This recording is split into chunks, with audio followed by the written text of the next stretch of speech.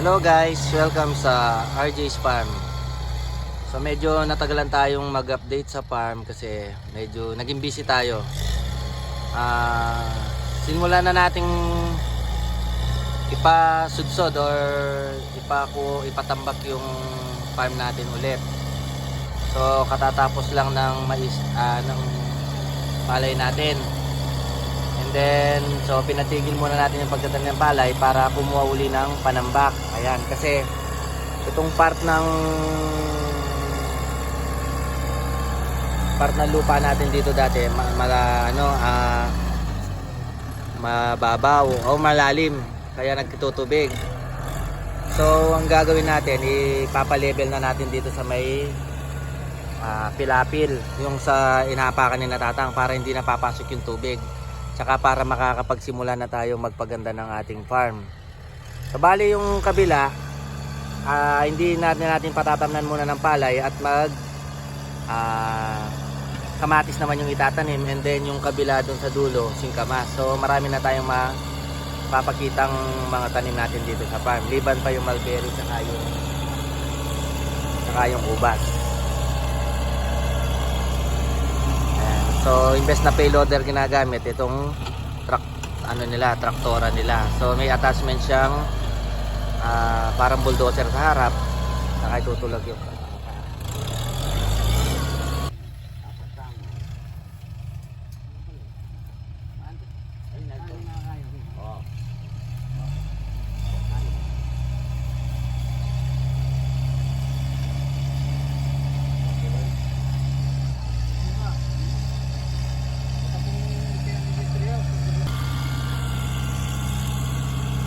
So ayan na guys, bali papatagin lang yan para pwede na natin ilipat uli yung swing doon para hindi na siya nagkakatubig.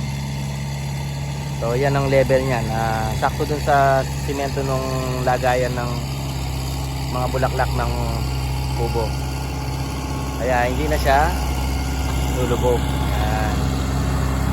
So yan, tapos ang susunod na plano natin dyan, tataniman natin ng sunflower. Yan, gagawin na natin siyang sunflower farm.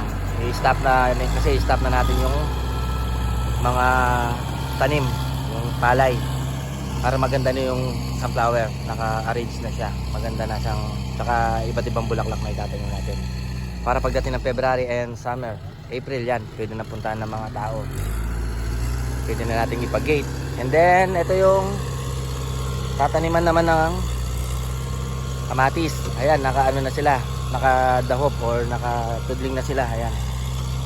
So inaantay lang yung mulching. Babalutan nila ng mulching yan. And then siguro Sabado bukas or sa Sunday, tataniman na nila ng kamatis yan. Ayan, ito hanggang dalawa dito. Dalawang pitak. And then yung sa bandang dulo doon, magtatanim tayo ng singkamas kasi season na ng singkamas niyan. So itatry na natin sila ng singkamas.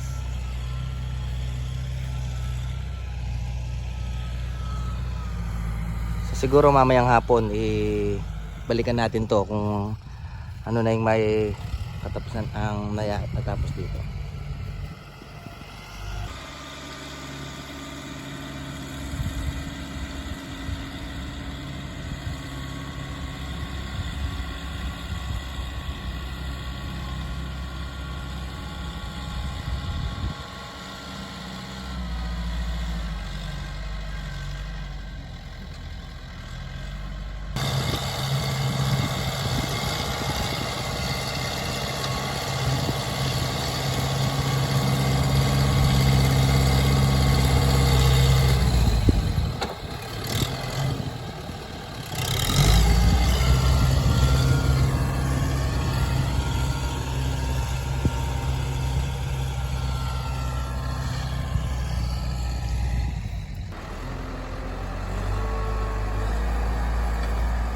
Hello guys, so time check tayo, mag-alas 5 na. Then ito na yung napatapos natin. Ayan. Babalikan pa nila ito bukas para aayusin yung papatagin. Ayan. So ang ginawa niya, nilagay muna rito yung lahat ng tambak para mamaya kaya bukas, ayan, ipapantay niya, iuusog niya ulit. Ayan. So ang schedule nito hanggang bukas pa yan. Ayan, ipapantayin na niya. And then pagkatapos niya maglalagay siya ng plat or tudling para makakapagtanim tayo ng sunflower dyan. So ang balak natin, itong kalahati nito dito, lalagyan natin ng sunflower para gawin nating sunflower farm or flower farm. Iba't ibang flower lalagay natin dyan, hindi lang naman sunflower. Kaya tinaasa-asan natin to para hindi lumubog, kasi ito lumulubog to kasi palayan So pag nagpatubig sila, automatic pumupunta yung tubig dito. So pag yung mataas na ganyan, ayan, hindi na siya magtutubig. So hanggang bukas pa yan. Bali ang bayad dito per hour. Hindi ko lang alam kung magkano per hour dito.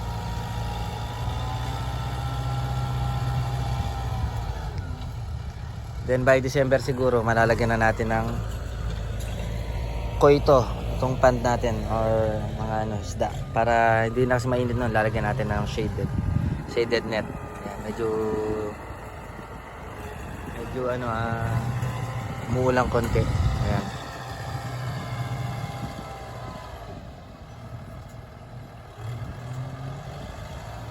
So, pati din to niyan ang level niyan dun sa may sa may hollow blocks, ganyan level niya, para bumababa ka pa ng konti. Yan hanggang dito, kukuha pa tayo dyan. Tapos doon may kamatis, doon kabila singkamas, kabila ampalaya. Papalibutan tayo ng green. Tsaka yung pala mga natin, mga nakasurvive na talong. Tapos yung kaisa-isang nag-survive na dwarf papaya, nagbubunga na yun. Minsan pakita ko sa inyo. And then ito yung mga natin, Palawan cherry blossom.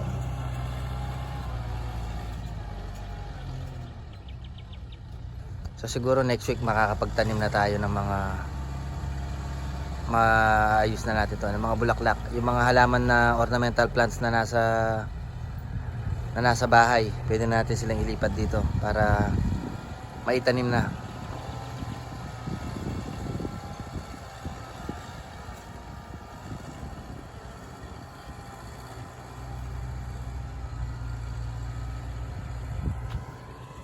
Yan, ito nga yung farm natin, malinis. Pati yung kabilang ampalayahan, inano muna nila, binaligtad muna yung lupa nila kasi matagal nang nagamit. So pinasingaw muna nila, kaya ayan, wala silang mga balag, pinagtatanggal. Pati yung kabila, para gumanda daw yung, matanggal yung acidity na lupa, sumingaw. Ayan, ito yung bundok karayat.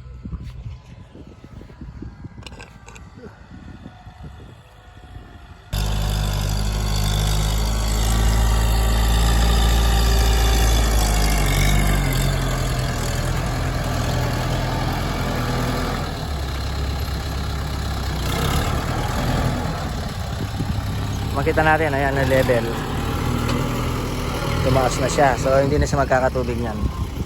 Saka pwede natin lagyan ng mga halaman tsaka mga upuan. So maluwag yan, ayan, hanggang dun.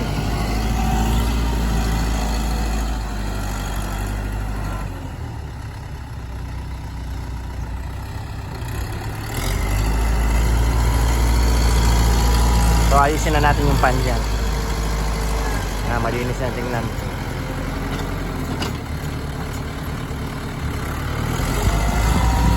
So yun lang muna, tabangan natin uli bukas ang update.